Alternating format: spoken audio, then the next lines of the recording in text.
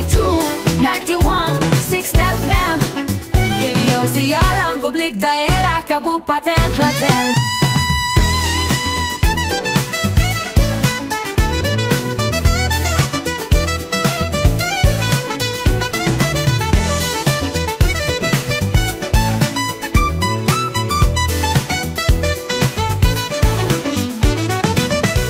Assalamualaikum warahmatullahi wabarakatuh. Selamat malam pendengar dan juga pemirsa RSPD Klaten. Pada malam hari ini kembali lagi bersama Bea Cukai Surakarta. Dan pada malam hari ini dengan tema Cukai untuk kita, dampak ke UMKM dan konsumen. Dan pada malam hari ini hadir di studio bersama Mas Alfa dan juga Mas Andika. Selamat malam. Selamat malam. Dan untuk pembahasan kita langsung saja, apa yang dimaksud dengan rokok ilegal dan mengapa peredarannya menjadi masalah serius di Indonesia? Oke.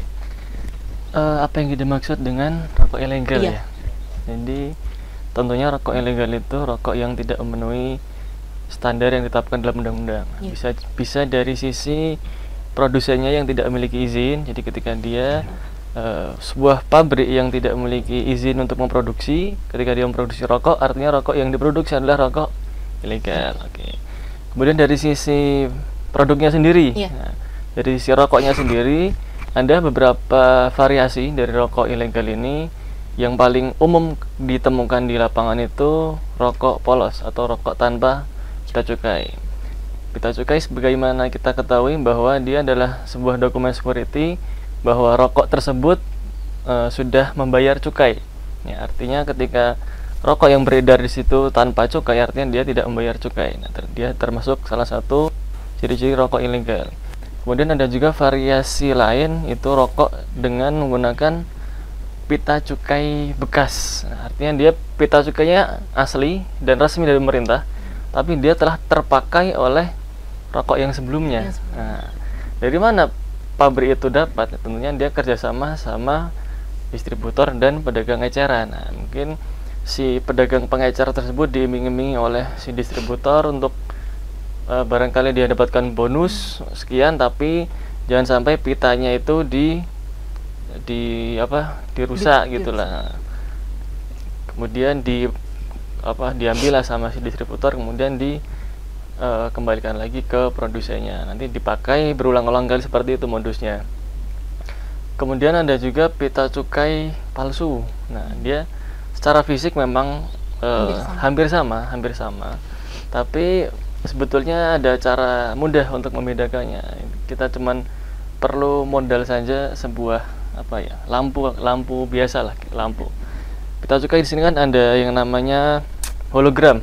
Nah, di bagian hologramnya kita cukup sinari aja dengan lampu biasa. Nanti karena di tahun ini itu pita cukainya temanya adalah tumbuhan, makanya nanti akan muncul bunga. Nanti akan muncul di situ gambar bunga kamboja di bagian hologramnya.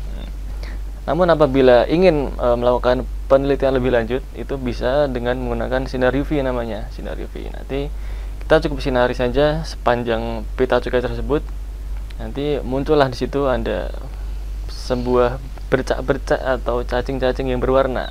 Nah, di situ. Beda dengan pita cukai yang palsu tadi, ketika disinari dia akan memantulkan cahaya, tidak menyerap cahaya, seperti itu. Kemudian varian lain ada pita cukai yang salah peruntukan. Ini kaitannya sama apa? Ini dengan rokok. Kita katakanlah sebuah rokok ini isinya 20 batang. Nah, ternyata pita cukai yang ditempelkan hanya 12 batang. Nah, artinya dia telah menyelundupkan pajak 8 batang rokok. Nah, pajak 8 batang rokok itu kalau dikalikan dengan tarifnya lumayan, dikalikan dengan berapa yang dia produksi sampai ratusan ribu bahkan jutaan, itu loss dari penerimaan cukai akan sangat besar. Kemudian ada varian lain juga, salah peruntukan juga, ini sama, tapi ini kaitannya sama SKM dan SKT. Apa itu SKM? SKM itu kita mungkin masyarakat mengenalnya dengan rokok filter. Rokok filter sama ada pita cukai rokok kretek. Kretek. Nah, tarif antara yang filter dan kretek ini berbeda. Lebih mahal yang filter. Kenapa? Iya. Kenapa Mbak? Lebih mahal Karena, filter? Dari packagingnya aja bagusan yang filter. Tak tahu saya sih gitu. Karena saya nggak rokok jadi nggak tahu sih. Iya, dari tampilan luar memang bagus Iya. filter, tapi secara esensi kenapa dia lebih mahal di si filter ini? Karena SKT ini lebih menyerap tenaga kerja, karena kan dia pakai tangan tuh proses pembuatannya, sedangkan yang filter itu biasanya pakai mesin.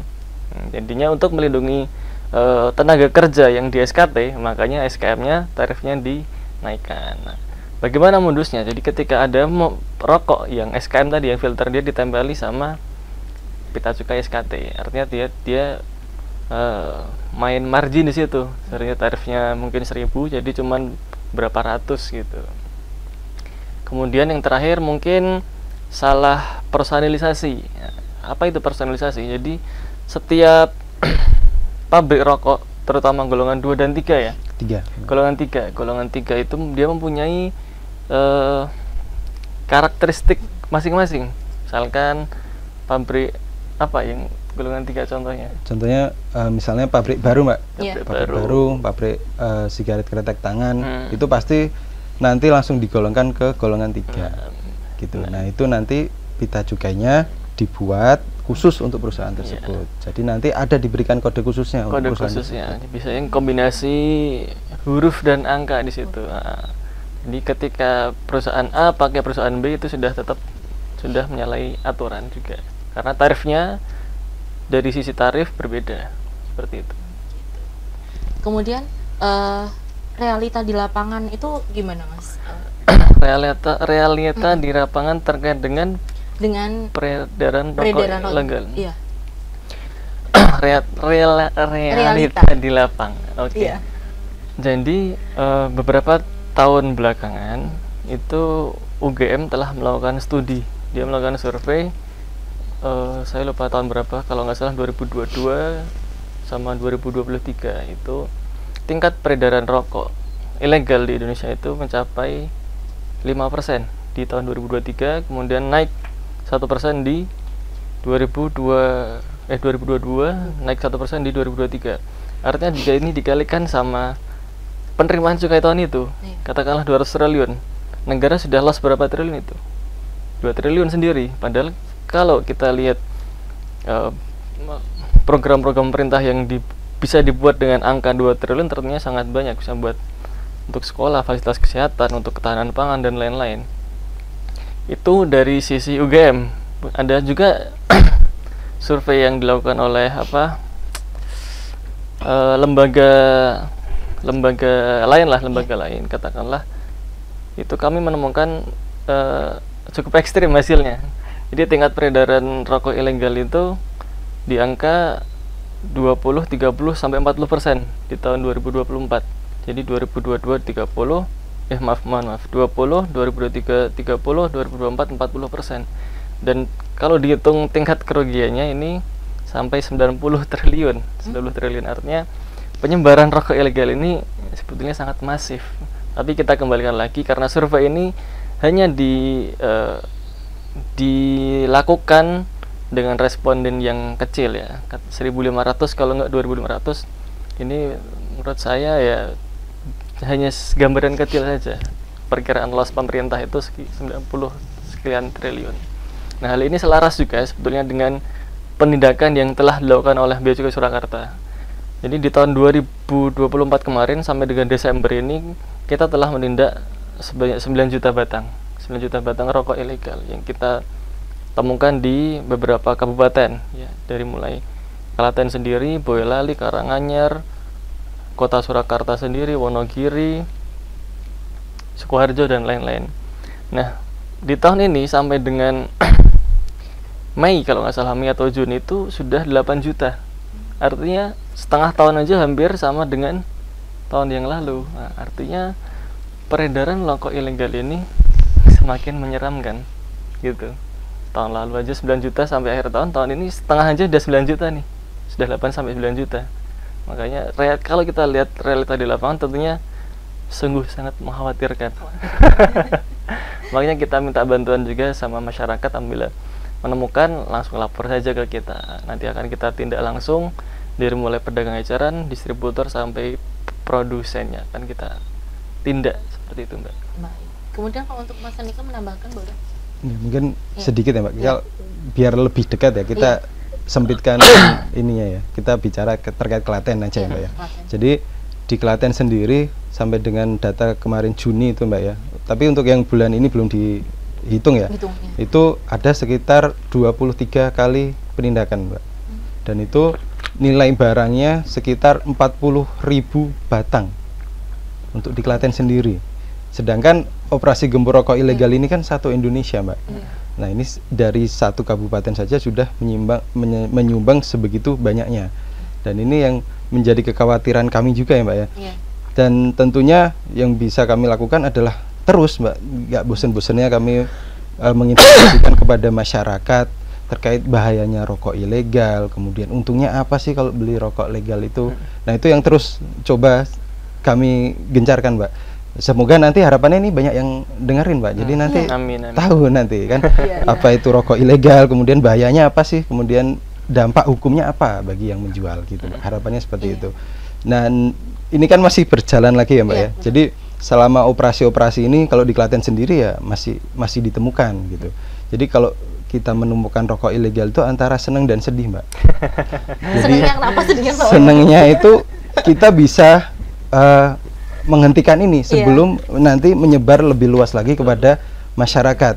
Sedihnya lagi adalah masih banyak masyarakat yang terlalu tidak peduli terkait dengan adanya rokok ilegal ini Mbak.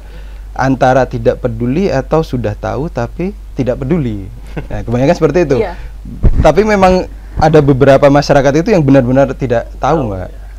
Nah, ada juga yang tahu tapi Tetap beli, tetap ya? aja Beli. diperjualbelikan dan beli gitu. Tapi Nah, karena ini juga Mas Andika, mungkin faktor ekonomi betul. juga ya. Tapi itu sekarang bisa di counter Mas. Oh, Jadi iya. kalau misal di beberapa tahun kemarin itu adalah ciri-ciri rokok ilegal adalah rokok yang murah. Murah. Nah, tetapi di sini kalau kita sekarang bicara ciri-ciri rokok ilegal itu adalah rokok yang murah, nanti produsen-produsen yang baru itu marah Mbak sama kami. Iya.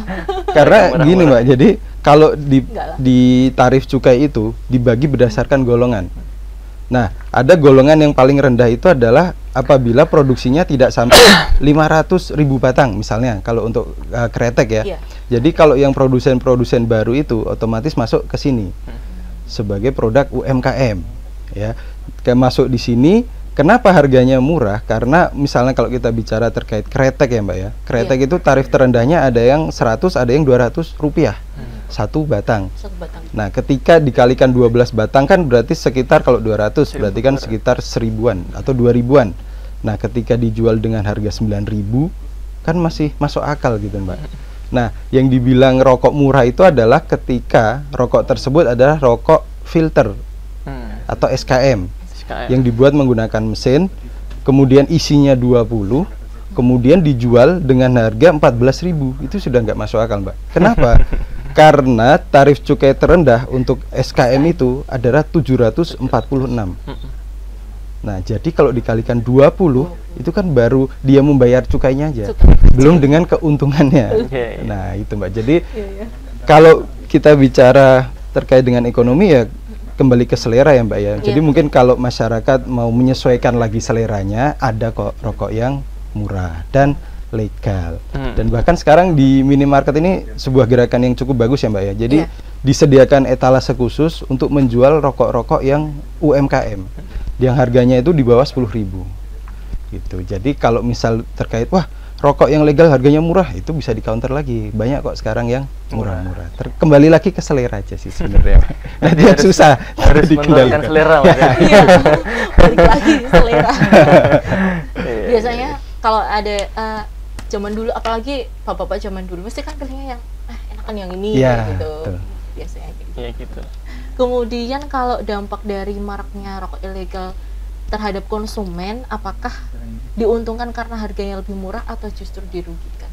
Nah, ini yang menarik ya. Mungkin Iya. selama ini masyarakat, aku karena sudah menjadi kebiasaan. Karena rokok itu kan sudah seperti budaya Mbak di Betul. Indonesia. Dan datanya itu terus naik Mbak, setiap tahunnya. Dan bahkan yang menarik adalah yang terus meningkat drastis itu adalah taraf rokok pemula atau remaja. Nah, itu kan yang menjadi bahaya di sini adalah ketika harga rokok itu terjangkau, misalnya 10.000, 12.000, kemudian kita sandingkan dengan inilah misalnya Mbak, sangu mereka lah untuk anak-anak sekolah.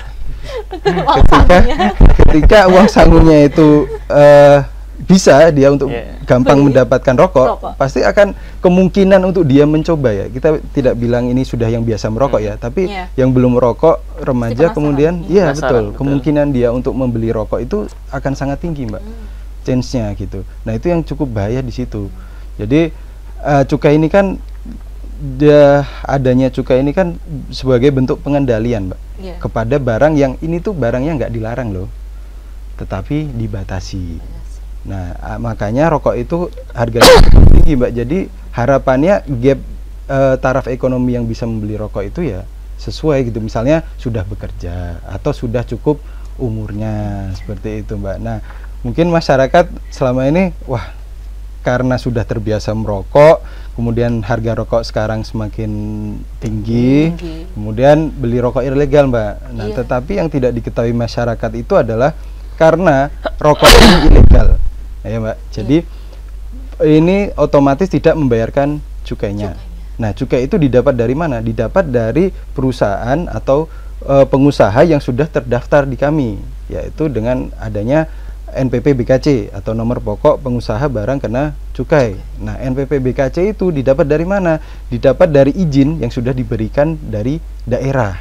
Nah, gitu Mbak. Jadi secara daerah dia tidak mendapatkan pemasukan dari produsen tersebut, kemudian dari negara juga tidak ada cukainya. Nah, tetapi di sisi lain, di sisi yang lebih urgent tentunya adalah terkait dengan kesehatan Mbak. Karena produsen tersebut tidak jelas di mana pabriknya, kemudian kualitas bahan tembakaunya ini juga tidak jelas. Kemudian di situ tidak melalui quality control yang nggak jelas juga Mbak. Jadi itu kalau rokok yang legal aja di situ sudah ada tulisannya merokok berbahaya. Betul. Udah ada gambarnya. Ada gambarnya juga. Nah, apalagi yang ini nggak jelas nih.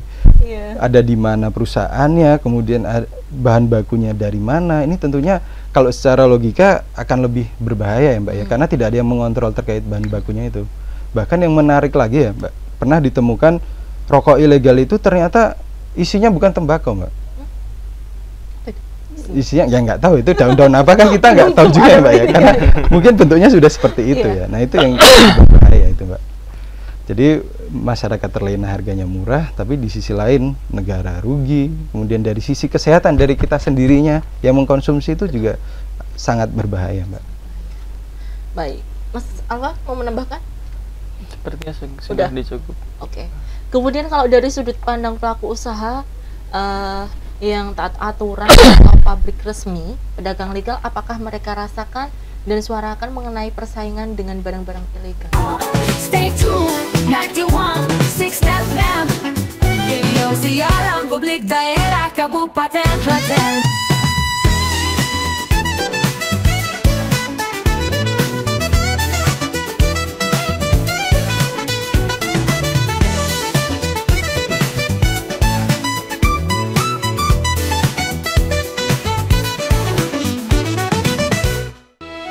Sungguh hati seorang wanita adalah rahasia lautan yang dalam.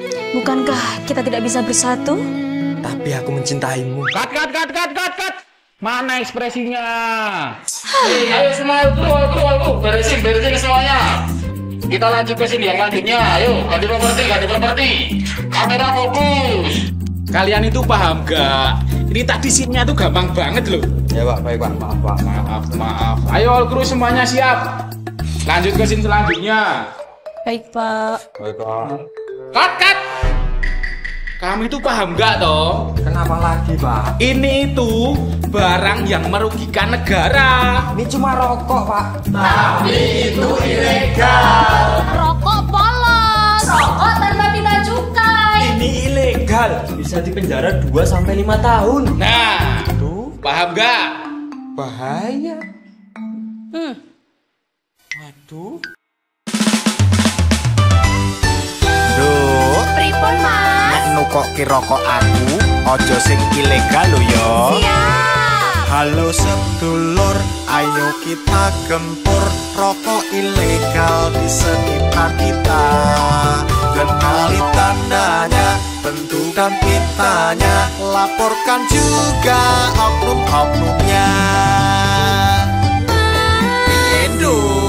Rokok ilegal itu kepiye? Walah ngene. No. Sing polos nganggo pita juga. Saatnya stop rokok ilegal. Ayo semua gempur rokok ilegal karena sangat merugikan negara. Janganlah sampai kau mengedarkannya karena nanti bisa dipenjara.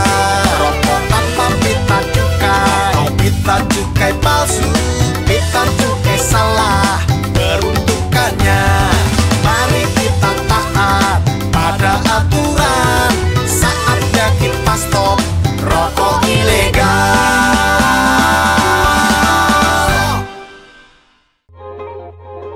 Bisnis pacuan kuda lancar. Oke. Golf lancar. Oke. Ada yang lain? Palawija, tengkeh, kopi, rempah-rempah, semuanya sudah dibeli. Bagus. Tinggal dikirim ke Belanda. Bagus, kerja yang bagus. Kita nikmati dulu. Nah, ini ada cukainya. Rokok mesin ada SKT-nya. Ini juga dilarang. Bahayanya penjara 2-5 tahun. Laporkan di call center 1500225.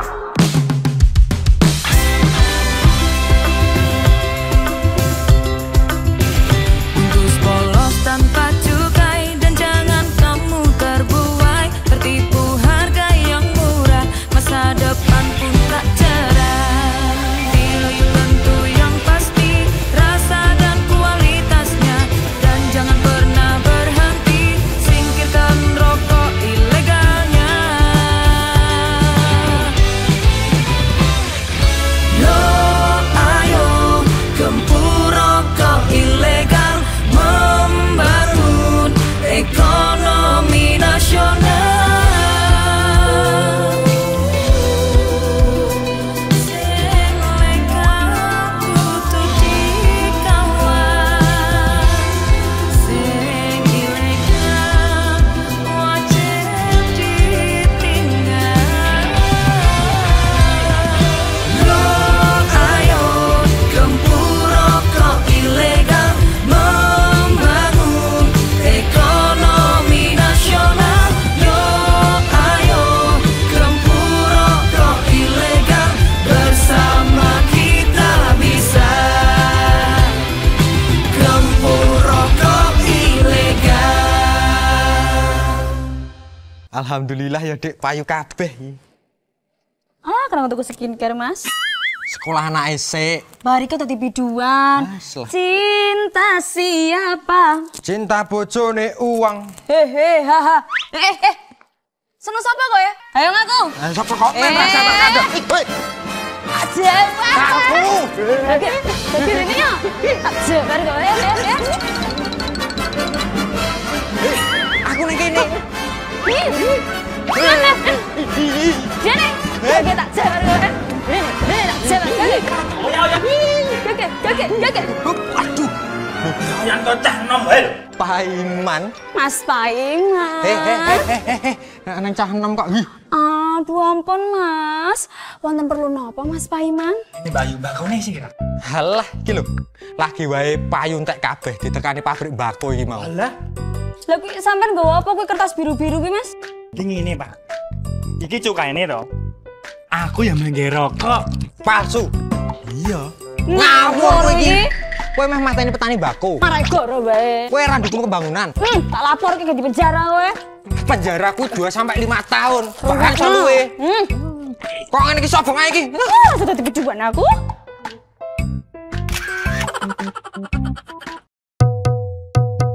Jangan-jangan kau dekati, rokok ilegal harus dibenci. Tanamkan di jiwa, tanamkan di hati. Kita harus baku jaga, mendukung program pemerintah.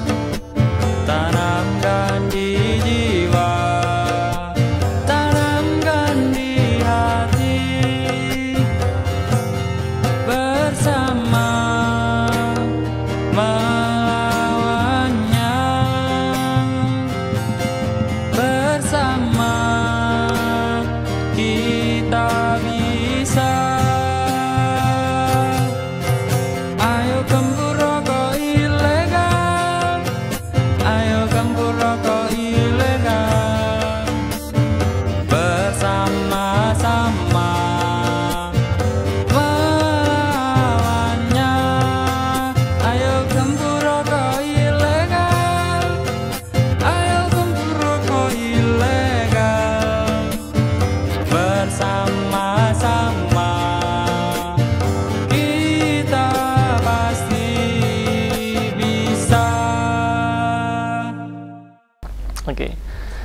Yang paling terlihat nih, kita lihat ambil contoh kasus aja gudang garam. Iya. Udah pernah baca belum beritanya gudang garam, Mbak? Omset dia dari tahun ke tahun itu Iya. menurun drastis. Betul, iya. Sampai berapa persen? Lebih dari 50% kalau nggak salah. Iya. Dari tahun-tahun menurun dan sahamnya pun juga merosot dia. Merosot, iya. Nah, artinya dari penurunan omset yang drastis itu, yang rugi itu sebenarnya nggak cuman si gudang garam, tapi dia kehilangan vendor-vendornya. Vendor-vendornya juga pasti karena produksinya berkurang. Vendornya juga dieliminasi kan, nggak mungkin produksinya sama kan, karena nggak laku gitu. Kemudian petani juga nggak dapat orderan. Aku lihat baca berita di daerah mana itu mereka sudah 2 tahun tidak dapat orderan dari perusahaan besar, padahal tahun-tahun sebelumnya dia selalu dapat orderan. Jadi dia tahulah produknya ini akan dikemanakan. Nah, untuk tahun-tahun ini mereka yang sudah panen kemudian tidak ada yang nampung kan, artinya dia bingung itu si petani itu. Nah, dari perusahaan besar itu ternyata pengaruh juga loh ke orang-orang kecil seperti petani distributornya, kemudian mungkin pedagang ecerannya, itu juga semuanya rantai-rantai itu semuanya pasti akan terdampak dari adanya peredaran rokok ilegal ini, Mbak. Kemudian untuk menanggulangi upaya dari ada kasus seperti itu dari Bea Cukai sendiri seperti apa?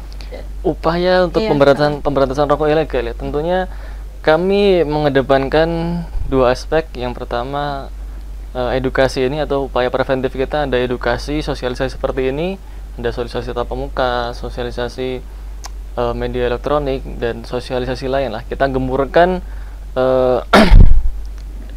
kita kasih ilmu dulu lah di depan itu. Kita gencarkan bahwa rokok ilegal itu sebetulnya berbahaya loh. Rokok ilegal itu punya kandungan tar nikotin yang melebihi batas aman loh. Jadi kita gempurkan resiko-resiko terkait dengan bahaya rokok ilegal supaya masyarakat aware, pedagang pun juga ya nggak asal nerima barang gitu. Kemudian dari sisi represifnya, dari sisi penegakan hukumnya, kita juga gencar melakukan program gempur rokok ilegal. Itu program dari pusat, digencarkan dari pusat untuk menindak seluruh pelaku ilegal tadi, dari mulai produsen, distributor sampai ke pedagang ecer. Itu kita rutin lakukan setiap berkala ya. Kalau di kami itu mungkin berapa seminggu sekali, hampir setiap hari ya. Hampir setiap hari. Karena prosesnya itu panjang. Jadi dari mulai intel dulu lah, kita cari informasi. Kemudian setelah dapat informasinya, kita akan informasi apakah benar situ ada penjualan rokok ilegal, dan setelah betul itu infonya tepat, baru kita eksekusi. Itu kalau dari mandiri kita seperti itu. Kita juga ada kolaborasi dengan Pemda melalui Satpol PP, atau bisa juga berkolaborasi dengan kepolisian. Nah, Satpol PP di sini kita minta bantuan karena wilayah pengawasan di Solo itu sangat luas, kan dari 7 kabupaten. Iya, Sedangkan betul. kantor kita cuma berada di wilayah Karanganyar saja. Kita tidak bisa menjangkau di sudut-sudut ujung-ujung di daerah tersebut. Nah, makanya itu kita dapat bantuan dari Satpol PP untuk sebagai apa? Mata-mata gitulah ya, intelijen. Kemudian ketika mereka dapat data dari pelosok-pelosok desa tersebut, nanti barulah mereka lapor ke kita.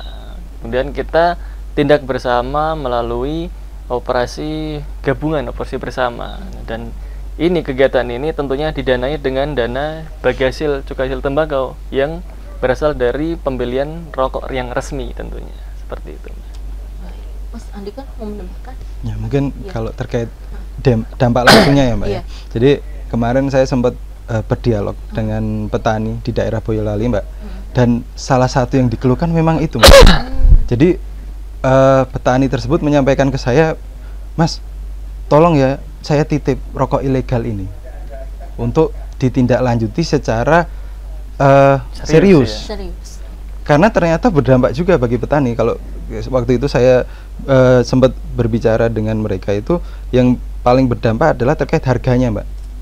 Jadi harganya itu lebih rendah karena kebutuhan dari produsen yang legal ini kan, karena produksinya semakin terus berkurang seperti yang disampaikan Mas Andrew tadi, otomatis dia akan terus menekan ininya Mbak, modal dia gitu. Makanya cari bahan baku yang murah.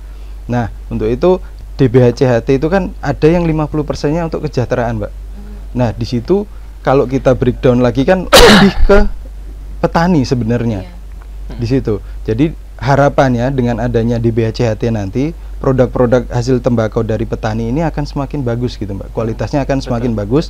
Jadi nanti harganya akan kembali stabil lagi. Seperti itu Mbak. Jadi memang ini akan kami kembalikan lagi kepada masyarakat gitu. Baik. Kemudian lanjut untuk solusi yang dilakukan untuk mengatasi masalah peredaran rokok ilegal itu, harapan agar ke depan persaingan usaha lebih sehat dan konsumen terlindungi itu seperti apa? Saya oke.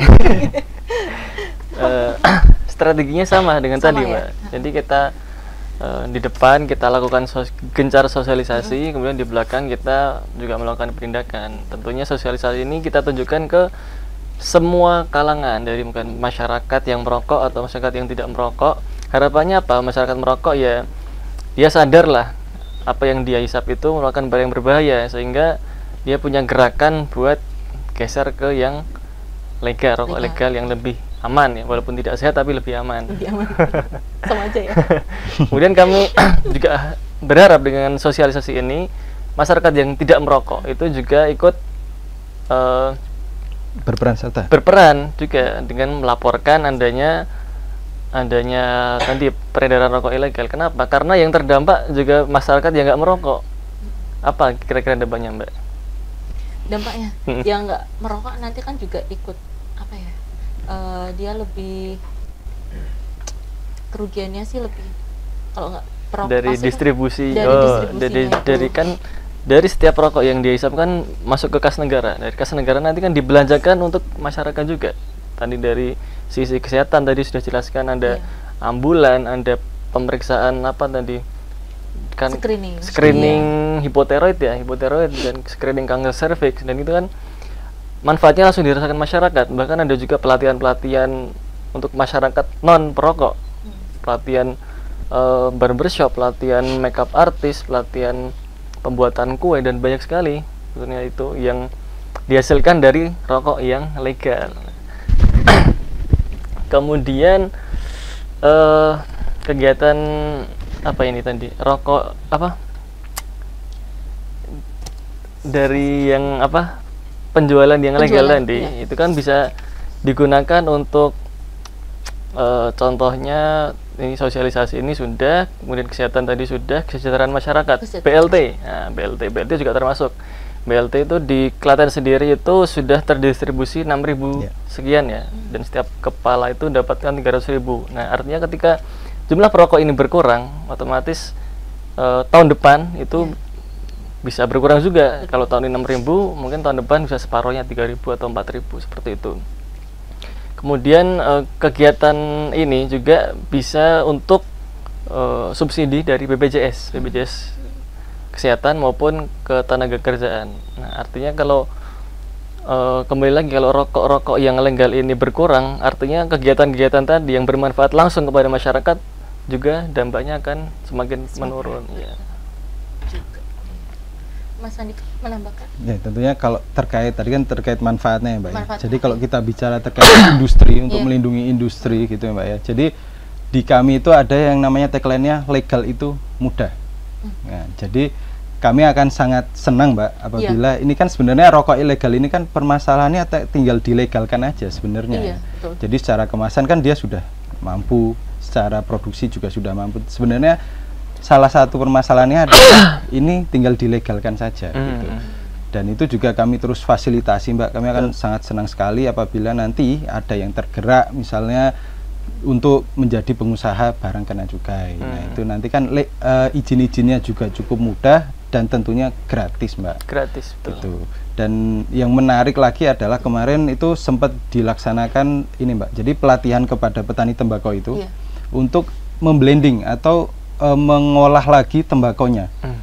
Jadi harapannya nanti ke depannya dari petani itu tidak hanya menanam dan panen aja, tetapi bisa mengolah lagi, meracik lagi, sehingga nanti nilai ekonominya akan semakin tinggi Mbak. Nah itu tentunya akan menggerakkan industri yang cukup masif nantinya ya, kalau berhasil ya Mbak ya. Jadi harapannya nanti dari petani yang dulunya cuma bahan mentah, kemudian dijual dengan harga yang mungkin kalau kemarin saya cerita itu 3.000 mungkin ya. Mungkin kalau sudah diolah, sudah menjadi tembakau iris itu akan bisa 3 kali 4 kali lipat Mbak dari harga yang sebelumnya. Betul. Yang mentah itu. Ya, dan tentunya nanti harapannya kalau misalnya petani itu sudah bisa sendiri, ya harapannya terus diurus izinnya. Nah, nanti yang menjadi bahaya adalah kok lanjut nanti dijual sendiri. Nah, itu harus juga kami pantau terus seperti itu Mbak. Baik. Dan itu udah berjalan di kabupaten mana Mas? Kalau yang kemarin itu di Boyolali Mbak. Oh, di Boyolali. Nah itu makanya nanti setiap kelompok-kelompok tani ini memang baiknya setiap tahun itu mengusulkan kepada daerah Mbak. Kira-kira potensi di daerah tersebut itu seperti apa. Misal di Klaten, misal potensinya seperti apa. Nanti di terkait DBHCHT itu Mbak, ada namanya KIHT juga. Jadi itu sebuah DBHCHT itu mewadahi, misalnya nanti dari petani-petani mau melegalkan produknya atau mau membuat produknya itu bisa. Jadi nanti beberapa petani dikumpulkan menjadi satu kawasan industri hasil tembakau tadi Mbak, kemudian menghasilkan sebuah produk itu bisa melalui DBHCHT. Nah makanya ini masyarakat atau petani tembakau itu juga harus aware, juga harus peduli juga misalnya kebutuhannya apa, kemudian kira-kira dalam tahun yang berjalan misalkan bisa evaluasi Mbak, oh tahun kemarin jelek karena pupuknya kurang pas. Nah itu harus terus dikomunikasikan kepada Pemda Mbak, tapi jangan ke kita ya Mbak, ke Pemda. Ke Pemda, ke Dinas Pertanian gitu. Nanti kalau tanya pupuk ke kita nggak tahu juga soalnya. Baik, dan ini juga yang terakhir, pertanyaan terakhir, bagaimana, mengapa kolaborasi antara pemerintah, industri, dan masyarakat menjadi kunci dan strategi pengendalian rokok ilegal? Kenapa kombinasi pemerintah, industri, dan masyarakat itu penting? Jadi ini saya melihatnya dari sisi tarif ya. Jadi kolaborasi antara pemerintah dengan industri itu bagaimana kita menciptakan suatu produk rokok itu yang tetap dapat terjangkau masyarakat tapi juga membatasi konsumsinya seperti itu. Jadi kita sering mendengarkan industri-industri yang legal ya, Pak, Bu, jangan dinaikkan karena kebutuhan kita masih seperti ini, laba kita menurun. Nah, jadi dari masukan-masukan tersebut diperoleh tahun ini 2025 ini diputuskan tarifnya tidak naik. Tahu nggak Mbak, tarifnya tidak naik? Nggak merokok soalnya. Nggak merokok ya. Jadi tahun ini itu tarifnya tidak naik, tapi alhamdulillahnya di semester 1 ini penerimaannya cukup memuaskan. Sampai saat ini itu sudah mencapai 100 triliun lebih lah dari target 200 sekian triliun. Artinya kebijakan yang ditetapkan pemerintah tadi dengan mendengarkan industri, kemudian melihat dari sisi penyebaran rokok ilegal, kemudian dari melihat dari konsumsi untuk kesehatan masyarakat itu kita dalam menetapkan tarif untuk rokok, untuk cukai ini kita harus menemukan titik tengahnya. Tidak boleh kita condong ke kanan atau condong kiri, harus pas supaya nanti tarif yang kita tetapkan ini tidak terlalu tinggi untuk masyarakat. Harapannya apa? Karena kalau terlalu tinggi masyarakat tidak bisa menjangkau itu. Akibatnya hal ini, gap ini akan dimanfaatkan oleh pelaku yang ilegal. Jadi dia akan masuk ke situ untuk menampung orang-orang yang tidak bisa menjangkau rokok yang legal karena cukainya terlalu tinggi. Nah gitu. Jadi seperti itu Mbak. Kolaborasi pemerintah, industri dan masyarakat itu kalau saya melihat dari sisi penetapan tarif itu bisa bagaimana dia menetapkan tarif, kemudian harga jual rokok itu supaya bisa tetap terjangkau di masyarakat, tapi juga untuk membatasi yang tadi yang belum cukup umur ya, harapannya seperti itu. Kemudian Mas Andika menambahkan, boleh? Ya, jadi kalau kita bicara industri hasil tembakau ini ya Mbak ya, jadi berdasarkan data itu ada 6 juta orang Mbak yang terlibat. Ini kan sebuah rantai yang terus berputar Mbak. Jadi 6 juta orang tadi ini saling bergantungan satu sama lain. Begitu juga dengan negara. Jadi kalau misalnya semakin maraknya rokok ilegal, ini pasti rantai ini akan bermasalah ini Mbak. Baik dari produsennya, nanti kembali lagi ke pegawai-pegawainya. Kemudian kalau kita bicara terkait dengan sebuah produsen yang padat karya, itu nanti sangat berdampak Mbak, terutama dalam ekonomi baik secara makro apapun mikro ya Mbak ya. Makanya itu harus terus dijaga Mbak. Jadi jangan sampai nanti produsennya ini tiba-tiba hilang gitu Mbak. Itu kan menimbulkan masalah baru lagi. Nanti ada beribu-ribu atau bahkan jutaan orang yang bekerja di situ, kemudian nanti hilang mata pencariannya, seperti itu. Dan kalau kita bicara rokok ini kan dari mulai petani Mbak, dari mulai petani nanti panen ke pengepul ke pabrik, kemudian pabrik di sini ada berapa juta karyawan sendiri, kemudian nanti hasil jadi, kemudian ada jasa transportasi di sini Mbak untuk mengedarkan rokoknya, kemudian nanti ada lagi di pedagang juga, di retail, seperti itu Mbak. Jadi memang ini sebuah hal. Kalau kita bicara rokok kan mungkin sudah umum ya, mungkin biasa. Ternyata ini sebuah barang yang luar biasa sekali Mbak efeknya. Gitu. Berpengaruh ke banyak orang. Betul. Bisa menjadi kalau menguntungkan mungkin ke diri sendiri ya, tetapi ternyata efeknya bisa ke banyak Mbak. Banyak orang manfaatnya. Baik. Dan terakhir closing statement karena waktu sudah habis. Monggo Mas Alvan. Oke, baik. Terima kasih Mbak.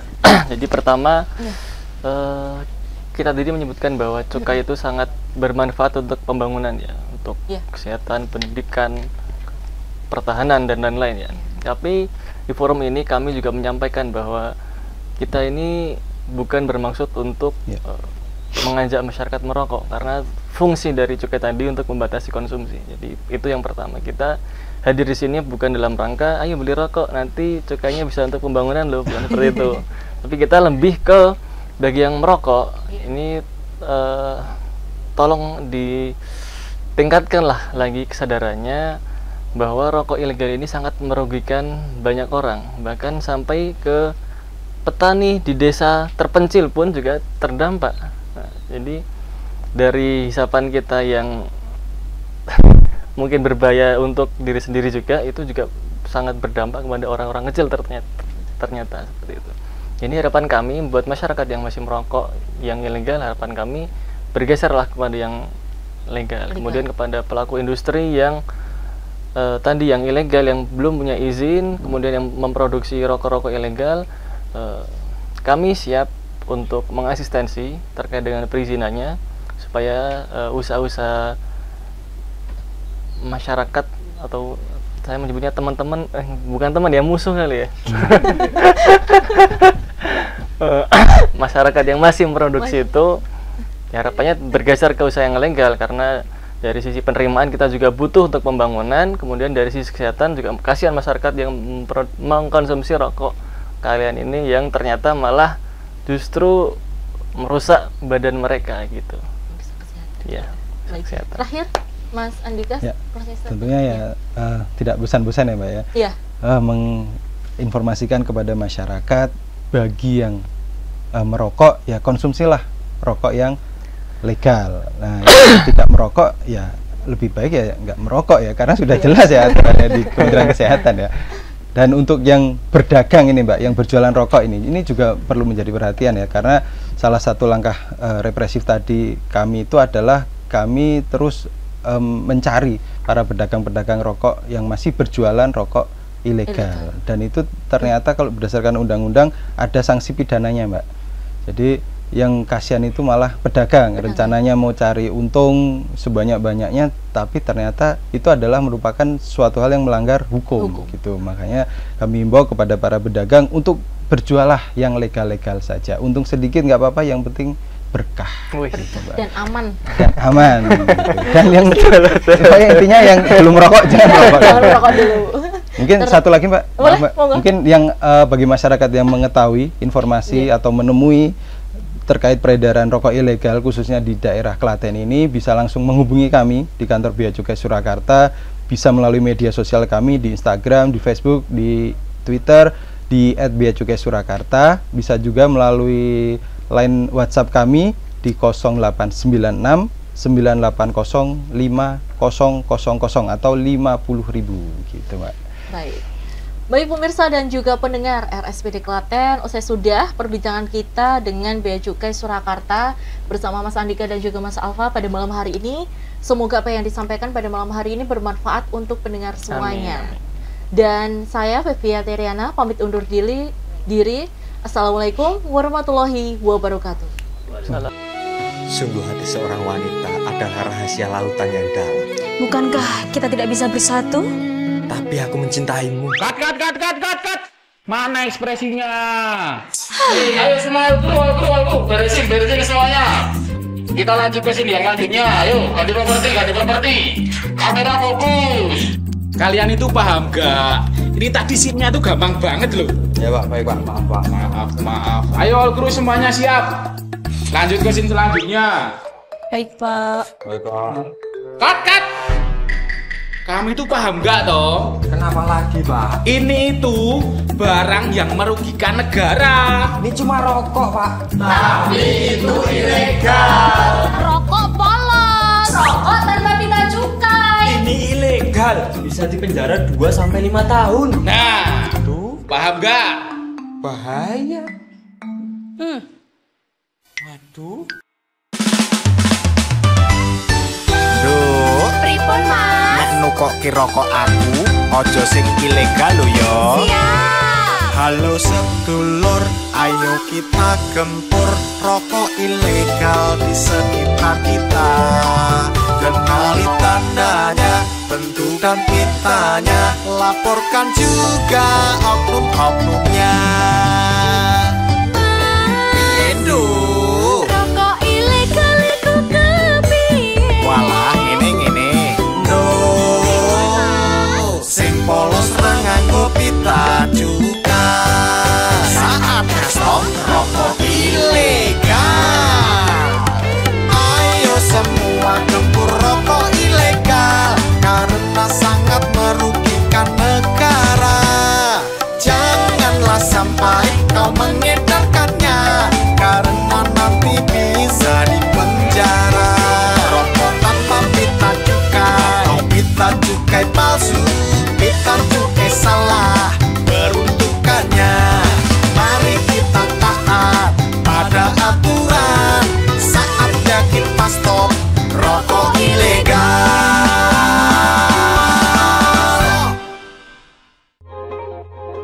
Bisnis pacuan kuda lancar. Oke. Golf lancar. Oke. Ada yang lain? Palawija, cengkeh, kopi, rempah-rempah, semuanya sudah dibeli. Bagus. Tinggal dikirim ke Belanda. Bagus, kerja yang bagus. Kita nikmati dulu. Nah, ini ada cukainya. Rokok mesin ada SKT-nya. Ini juga dilarang. Bahayanya penjara 2-5 tahun. Laporkan di call center 1500225.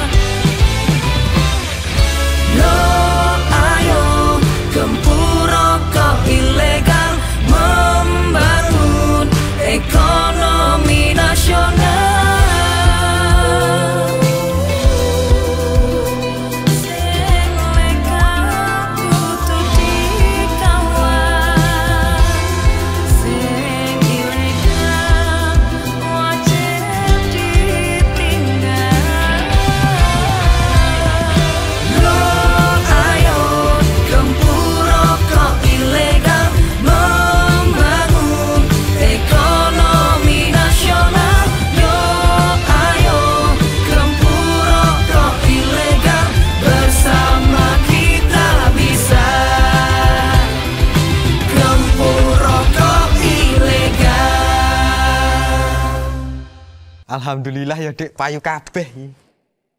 Ah, kenapa tuku skincare, Mas? Sekolah anak esek. Barika tadi biduan. Cinta siapa? Cinta bojone uang. Hehe, haha. Seneng sapa kok ya? Ayo ngaku. Sapa kok? Sabar kada.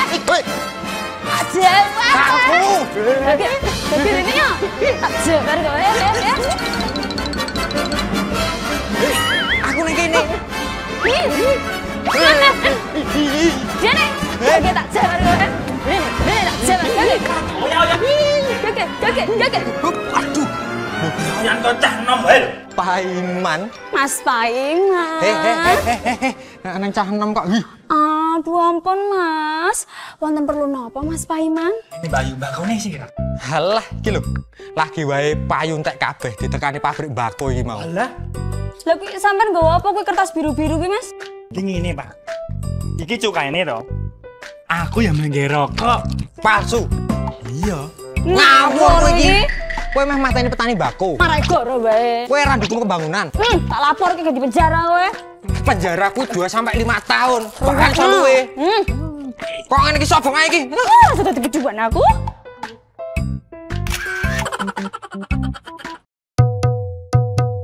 Jangan-jangan kau dekati, rokok ilegal harus dibenci. Tanamkan di jiwa, tanamkan di hati. Kita harus baku jaga, mendukung program pemerintah. Tanamkan di jiwa, tanamkan di hati. Bersama melawannya, bersama kita bisa. Ayo gempur rokok ilegal, ayo gempur rokok ilegal. Bersama-sama melawannya. Ayo gempur rokok ilegal, ayo gempur rokok ilegal. Bersama-sama kita pasti bisa. Stay tuned, 91.6 FM. Gimnasia Publik Daerah Kabupaten Klaten.